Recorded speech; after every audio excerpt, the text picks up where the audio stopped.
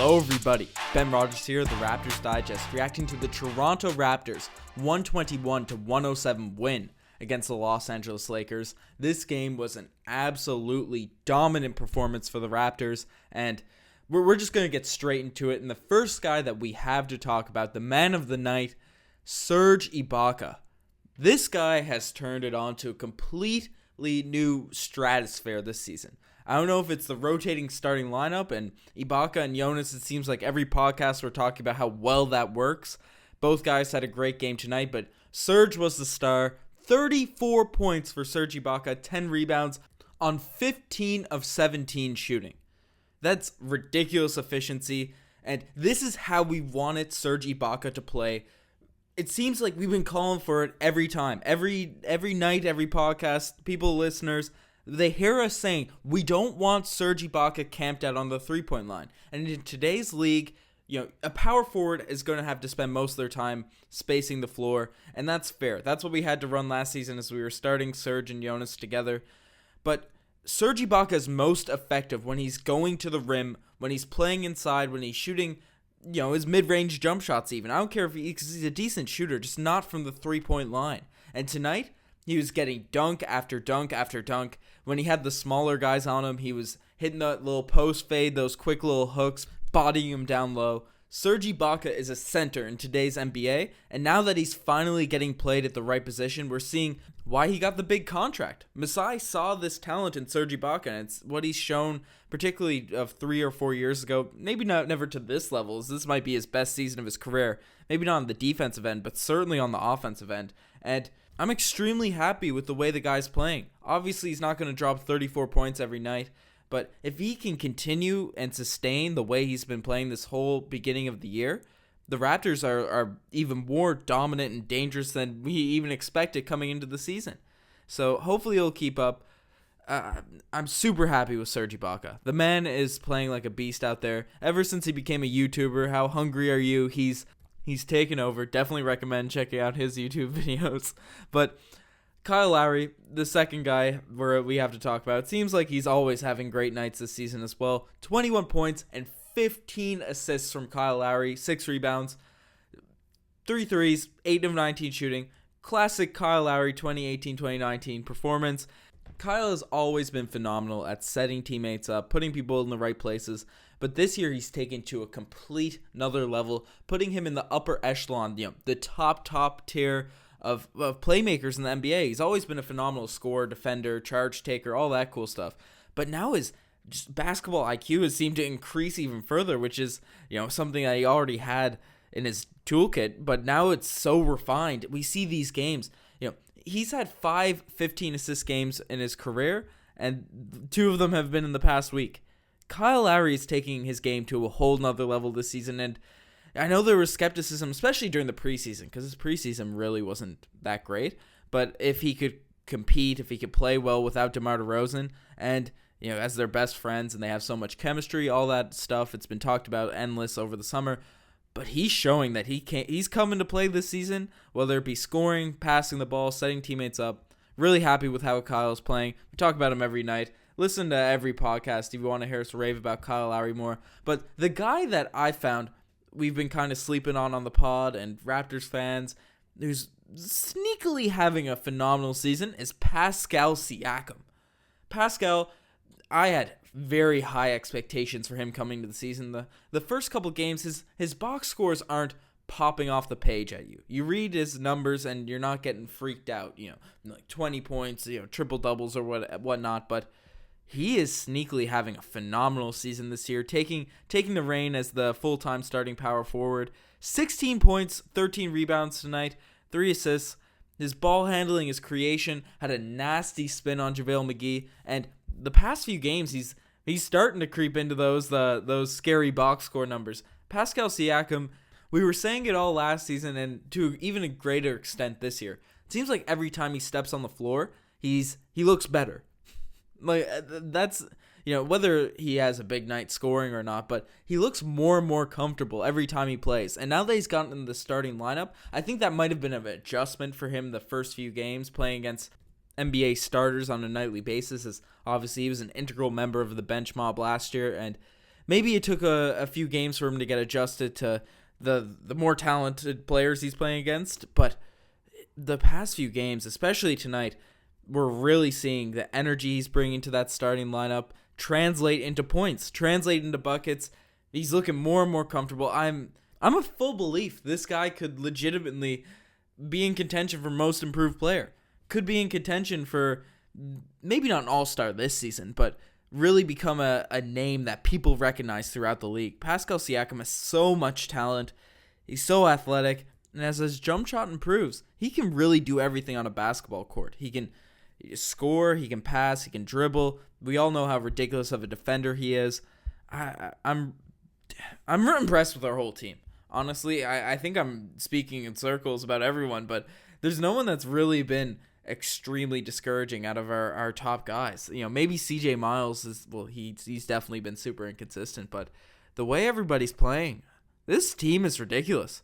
We didn't even have our best player tonight, and we just killed LeBron James, the guy that has absolutely tortured and decimated us every season. And he did that on the Cleveland Cavaliers. We look at the supporting cast he did that with last year and how much trouble we had with them. I think the Lakers are objectively a better supporting cast. I'm not saying they're a great team, but they're a better supporting cast for LeBron James. And we just squashed them. Watching this game, it didn't feel like we were playing LeBron. Whenever he obviously had his moments where he was scoring and his looks unstoppable for a few seconds, but whenever LeBron's on the court as a Raptors fan, you always have that urge, that feeling of we might lose, even no matter the lead, no matter what's happening. It's just a feeling you have as a Toronto Raptors fan. All the playoff losses, I don't know if it's for everyone, it's something I feel, but I did not feel that here tonight. And we didn't even have Kawhi, because coming into the year, maybe not specifically for LeBron, because we're not worried about him. He's in the Western Conference. But playing against these main guys, we thought Kawhi would be the reason that we can relax when we're playing against star players. We have a guy that can go toe-to-toe with these top-tier NBA guys. But this roster was without Kawhi tonight.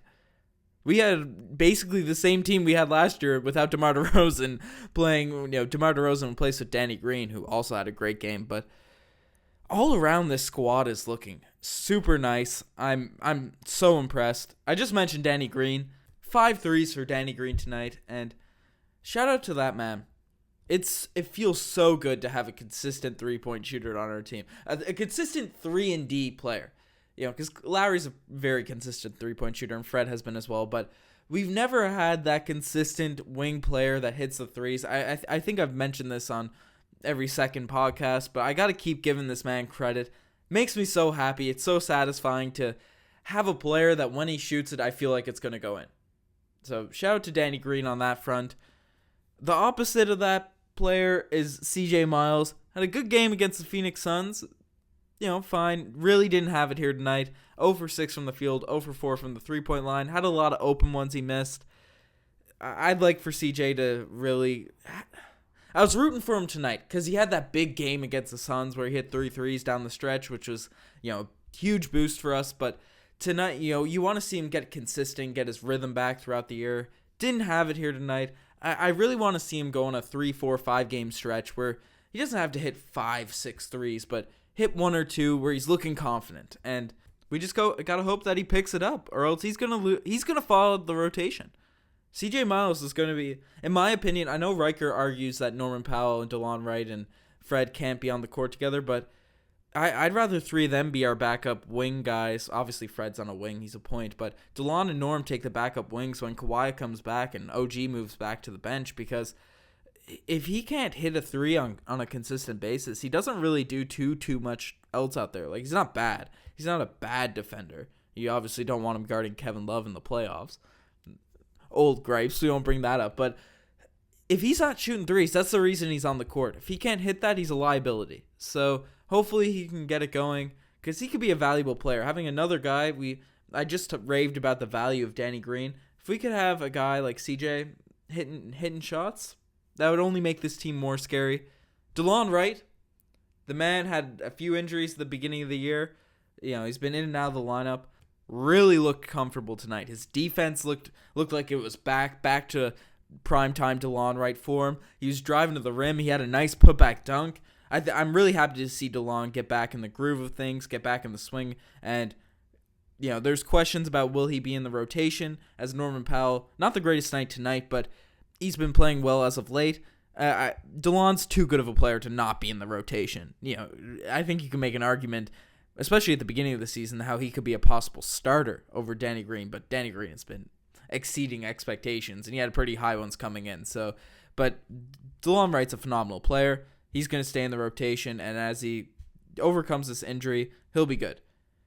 Norman Powell mentioned didn't have the greatest night tonight. Was in foul trouble, missed a few shots. We'll live with that tonight. Hopefully it's not something that persists. Fred VanVleet, Mr. Steady Freddy, didn't really live up to his name tonight. Probably had one of the worser games I've seen from Fred VanVleet the past 2 seasons. 3 points, 4 turnovers. He still creates. Whenever he's on the floor, even when he has one of his worst games, he still controls the game very well and makes sure the pace is pushing and uses pick and rolls to full effect. But Fred, another guy just coming off injury, he'll be good. Fred is the least player I'm worried about on the team about not coming back strong. So Fred will be fine. Jonas, I mentioned him at the beginning of the pod. The Jonas Ibaka tandem, as they split the minutes at center. I know there's a huge movement at just looking at the two of those guys as one player, and you honestly could, because they'd be the most dominant player in the league, at least as of the first 10 games of the year. As, my God, Jonas had 14 points and 8 rebounds in 17 minutes. 14 points and 8 rebounds in 17 minutes. Obviously, he wasn't going to get much run tonight with how phenomenal Serge was playing, but Serge had 34 points in 29 minutes. These guys, they shot a combined 20 of 36. That's ridiculous efficiency. I know at point guard we have Lowry and Fred, and at small forward we have Kawhi and OG. But you could make an argument that at the beginning of this season, our most effective position has been the center spot. And two of these guys, everyone was demanding that they were traded at least at some point last year. And, I'm not excluding myself from that. I never really wanted Jonas traded, but, that's ridiculous how Nick Nurse has been able to just get the best out of these guys. Obviously, they put a lot of work in the summer, and their handles have been looking really good randomly. I know I mentioned that it seemed like every drill they were dribbling from the three-point line, but we've seen Serge and Jonas take a few dribbles and almost start the offense, similar in the same vein Siakam does, a little bit. I think that might persist and pick up as the season goes along. Definitely something to look at, but this podcast, I'm kind of left speechless by the team. Aside from a little run at the end of the game where the Lakers tried to come back and they cut it to within 8, I believe, and then we just threw on the gas pedal again. We were in complete control and just absolutely dominated this team on a West Coast road trip. The Lakers are a good squad, and they have LeBron James, the Raptors' kryptonite, and we just crushed them. That's all I have to say. I raved about every player on our roster aside from CJ Miles and Norm basically, but we killed the Lakers. We killed LeBron James. It's rare that we can say that as Raptors fans, and we did it with such ease that it's just kind of mind-blowing. Anyways, enough of this. I'm going to go straight into the segments. Tonight, the Kawhi You Do Him Like That play of the day. Let's go into my guy, Pascal Siakam, who got the tight handle this season, getting better every night, and came down for a nasty yam down the lane. Got it on the screen. Siakam's got some sneaky ups. Everyone knows how athletic he is and stuff, but he's thrown down some pretty nasty jams over the past couple seasons. And tonight, over the king, over LeBron James himself, Siakam says, I don't know who that Jason Tatum guy who dunked on you last playoffs is, but I'm the new king of the Eastern Conference. He says that's his new mantle, and he did it with the full force over LeBron James tonight. So that was great to see. Phenomenal dunk for Pascal. Definitely made me say, Kawhi, you do him like that to the monitor I was watching on. But not all plays can be the Kawhi, you do him like that play of the day. And some just make you say, oh, geez. And tonight, the OG's play of the day goes to OG's himself, who also tried to throw down another nasty jam. OG's athleticism has been back this season. I know he's been in and out of the lineup due to personal reasons, but and I didn't really talk much about him tonight. He's going to be great this year. I'm excited for him to just really get back in the swing of things and really show off how improved and better he's going to be his second year. But the OG's play of the day tonight, saw JaVale McGee, one of the most athletic big men in the league, said, I'm gonna dunk on this guy. This is what OG said. Came up, got really high in the air. JaVale McGee nonetheless made a nice block, but got inadvertently kneed in the stomach. Looked like it was pretty painful on the replay. Serge got a dunk after, but if OG had converted, if that dunk wasn't blocked, with the elevation that OG got on that dunk, I think that could have been in contention for dunk of the year. OG. I said Siakam has sneaky athleticism as he doesn't do anything too flashy. He doesn't get crazy highs. He's already a big man and whatnot. But OG got real ups. OG's got the real hops. He's got the real bunnies. Just look at the dunk he threw down in college. Last year he's recovering from ACL injury. This year, I think we're going to see some nasty jams from OG, and that might make me say OGs, like that dunk attempt did tonight for me. And finally, the DeMarre Carroll Gold Star Award. It's going to the man that was the reason for many DeMarre Carroll Gold Star Awards, especially last playoffs for the Raptors. It's going to LeBron James, who was on the other side, handing out those awards to Raptors players last year, but he's getting it this game. And it's not because of how he played. He's a fine player, but personally, I said it when it happened.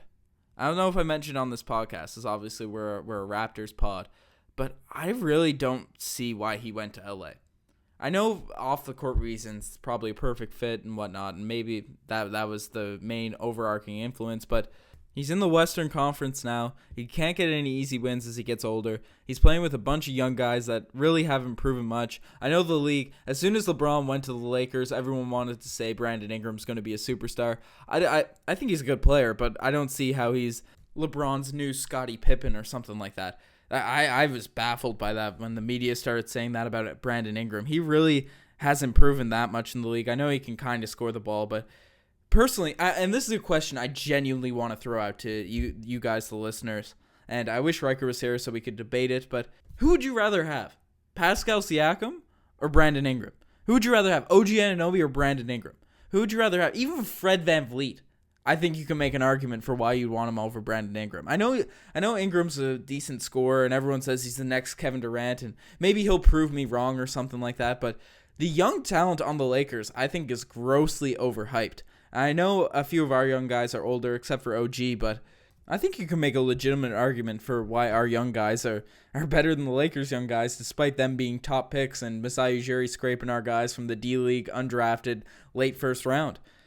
Now, that might be a hot take, and definitely let me know your opinions on that in the comment section below, but I don't know why LeBron went to this team.